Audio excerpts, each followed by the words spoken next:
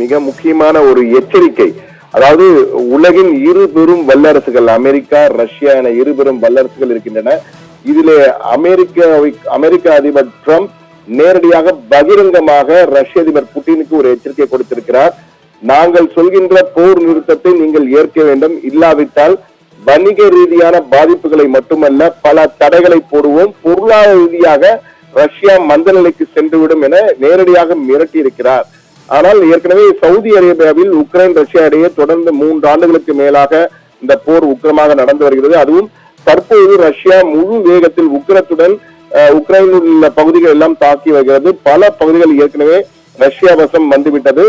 ரஷ்யாவிடமிருந்து சில பகுதிகள் கர்ஸ் பகுதியிலே பிடித்து வைத்திருந்தார்கள் உக்ரைன் ராணுவம். அதையும் பிடிப்பதற்காக தற்போது அதிரடி தாக்குதல்கள் எல்லாம் ரஷ்ய ராணுவம் நடத்தி வருகிறது.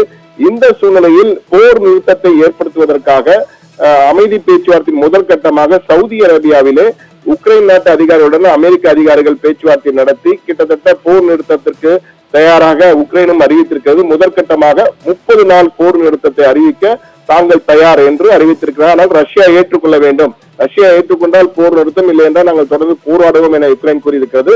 எனவே 30 நாள் போர் நிறுத்தம் என்பதுதான் முதற்கட்டமாக இந்த பேச்சுவார்த்தையில் அமைதி பேச்சுவார்த்தைக்கு முதற்கட்டமாக பார்க்கப்படுகிறது.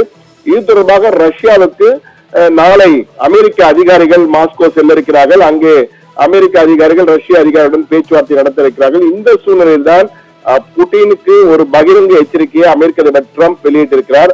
அதாவது தாங்கள் இந்த 30 நாள் போர் நிறுத்தத்திற்கு ஒப்புக்கொள்ள வேண்டும், ஒப்புக்கொள்ளாவிட்டால் பிரச்சனைகளை எதிர் விளைவுகளை நீங்கள் சந்திக்க வேண்டியிருக்கும். குறிப்பாக வணிக ரீதியில் மேலும் பல தடைகளை விதித்து ரஷ்யா செயல்பட முடியாத அளவுக்கு நாங்கள் முடக்கி போட்டு விடுவோம். அது மட்டுமல்ல, பொருளாதார மந்த நிலைக்கு ரஷ்யா நோக்கி செல்லும். இதனால் ரஷ்ய பொருளாதாரம் கடுமையான வீழ்ச்சியை சந்திக்கும் என்ற அளவில் கூறியிருக்கிறார். எனவே ரஷ்ய அதிபர் இந்த நேரடி மிரட்டல், பகிரங்க மிரட்டல் என்பது புட்டினுக்கு நேரடியாக விடுக்கப்பட்டிருக்கிறது. ஆனால் புட்டின் இது தொடர்பாக நேரடியாக பதில் சொல்லவில்லை. ஆனால் மறுபக்கத்திலே இந்த பகிரங்க மிரட்டல் வந்து கொண்டிருக்கும் நேரத்தில் ரஷ்ய படைகளை முழு அளவில் தயார் செய்து உக்ரைன் மீது முழு வீச்சிலே தாக்குதல் நடத்துவதற்காக ராணுவம் தற்போது பல முனைகளில் கிழக்கு, மேற்கு என தெற்கு என 3 முனைகளிலே ரஷ்ய ராணுவம் உக்ரைனை தாக்க ஆரம்பித்திருக்கிறது. குறிப்பாக கிழக்கு பகுதியிலே கர்ஸ் பகுதியிலே ரஷ்யாவிடமிருந்து கிட்டத்தட்ட 1000 சதுர கிலோமீட்டர் பகுதியை உக்ரைன் ராணுவம் பிடித்து வைத்திருந்தது. தற்போது அந்த பகுதிகளை தன்னுடைய ராணுவத்தின் மூலமாக அதிரடியாக நடத்தி அந்த இடங்களை எல்லாம் தற்போது பிடித்து வைத்திருக்கிறார்கள். ரஷ்ய ராணுவத்தின் தாக்குதல் ஒரு பக்கம் நடந்து கொண்டிருக்கிறது. ஆனால் போர் நிறுத்தத்துக்கு 30 நாள் என்பதற்கு நாங்கள் தயார். ஆனால் நாங்கள் சொன்ன கண்டிஷன்ஸ் ஏற்கனவே அவர்கள் சில நிபந்தனை விடுத்திருந்தார்கள். நாட்டோ மெம்பர்ஷிப், நாட்டோ உறுப்பினராக உக்ரைனை சேர்க்கக்கூடாது, உக்ரைனிலே எந்த வெளிநாட்டு ராணுவ படை பிரிவுகளும் அமைக்கப்படக்கூடாது. அதே போன்று ஏற்கனவே கிரிமியா போன்ற பகுதிகள் 4 மாகாணங்கள் ரஷ்யாவுடன் இருக்கின்றன. அந்த பகுதியை ரஷ்யாவுடன் நாங்கள் இணைத்துக் கொள்வோம். அதே போன்று இந்த 30 நாள் போர் நிறுத்தம் என்பது நாங்கள் என்ன கண்டிஷன் வைக்கிறோம், அதாவது நிபந்தனை கொடுக்கிறோமோ அதற்கேற்பத்தான் நீங்கள் வர வேண்டும் என்ற வகையில் ரஷ்யா தன்னுடைய நிலையிலே பிடிவாதமாக உறுதியாக இருக்கிறது.